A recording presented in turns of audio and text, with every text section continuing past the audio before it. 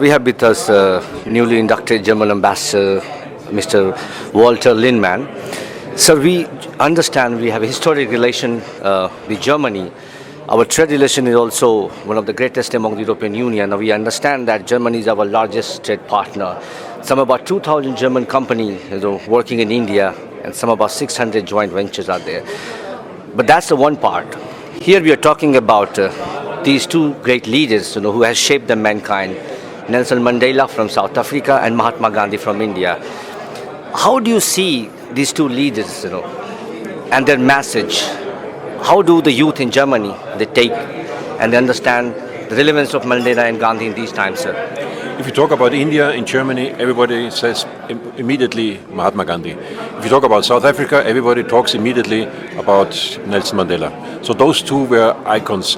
A century very seldom produces personalities like them, and I think Mahatma Gandhi was one of a millennium personality. And he, philosopher, thinker, lawyer, and just a great hero with a message which is due to the whole world, which is peace, which is respect nature, respect all the creative, all the creatures out there, and be kind even to your enemy. So this is almost a Christian message.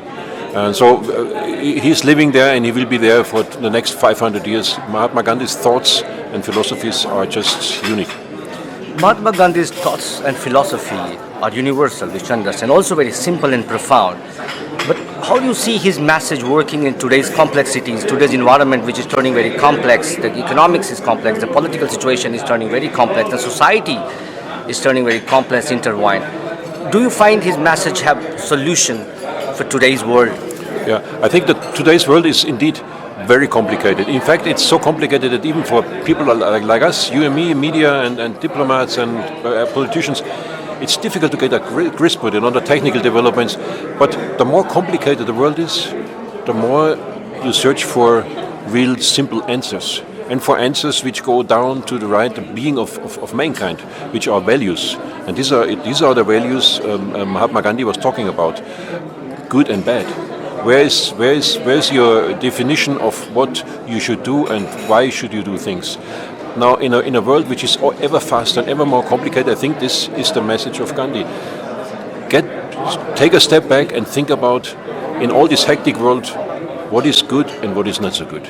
And find your moral standards, be it in your religion, whatever it is, or in humanism, or in just treating your neighbor the right way. So this is especially in the world of today, an important message. So you see also you discuss in the panel, world is facing or about to face an environmental crisis. In the panel it was discussed, there's almost like a panic button, a panic situation, which you need to push it on.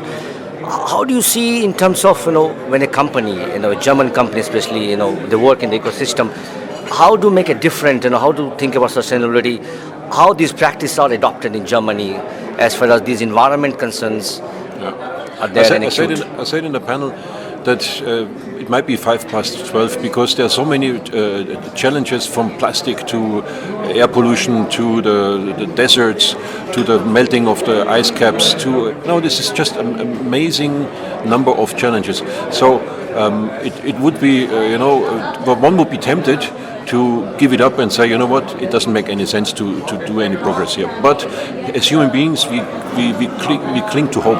And so far we have managed to find solutions in mankind, in history, for most of the problems, health, technology and other things. So we should all combine our brain capacity and technological capacity to make headway here. And Germany is famous for its engineers and for its capacity in technology.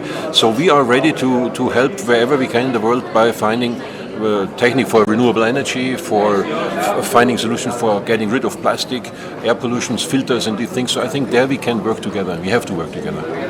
India-German will come back to the trade relation. We have a great trade relation, but still when we talk about the numbers, last 2010 to until 2016, there has been about some $10 billion investment, which is just 3% of the total investment that India gets.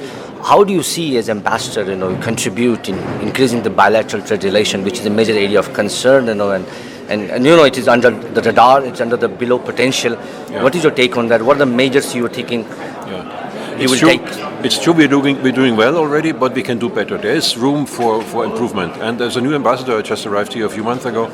It's my intention to improve it and to have better numbers at the end of the year. And I think with your Prime Minister, he's very much focused on bettering the situation for foreign investment and foreign investors. That's exactly the sound and the message our investors want to hear. All the big companies and your Prime Minister, Prime Minister Merkel and Modi, they get along very well, and they are talking on the same wavelength.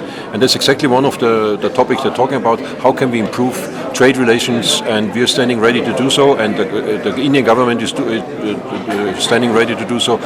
Ask me the same question in a year, you will see we will be much better off. When we talk about peace and during the National Gandhi-Mandela Conference, we also talk about the situation what we have, some of the crises we have in terms of terrorism, that is a violence against the humans. Now, Prime Minister Modi has called for the alliance, and he's invited the world leaders to be part of that alliance. How Germany look at PM Modi's proposition to be part of the global alliance against terrorism, and it is sort of be a part of the peace movement, Yeah. Of course, we are part of it and we support it. Terrorism every country is affected by terrorism. Everyone, even if it's small in a small Pacific island, terrorists could, evade from, let's say, from Afghanistan, some other places, and then show up there. So we have to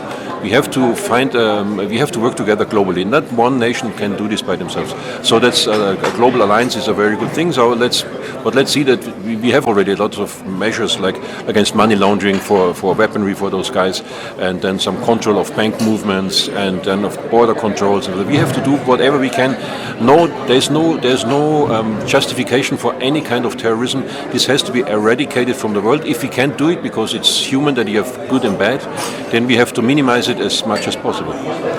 Despite Germany is our largest trading partner, we see a broader context of EU, and there comes the FTA, which is under slow progress for a long time. When do you think the FTA is going to get concluded between India and EU, and what are the bottlenecks you see in the whole process? Why is being delayed for such a long time with two partners? As I said, I arrived 2 months ago, and I will have to look into this. And we have now a new leadership in Brussels and the Commission, and we will see where the bottlenecks are, and then we see whether we do a new approach to this, whether we do a step back and say, so far we have made too little progress. Let's do a restart of this thing, a fresh thinking of it, identify where are the bottlenecks, and then move on with the new leadership and have sort of new talks about that. And what I can do to contribute to this as the biggest trading partner, we will do. Ambassador, it was a pleasure talking with you. We look forward to seeing your greater contribution in the greater Indo-German bilateral relation. Thank you very much.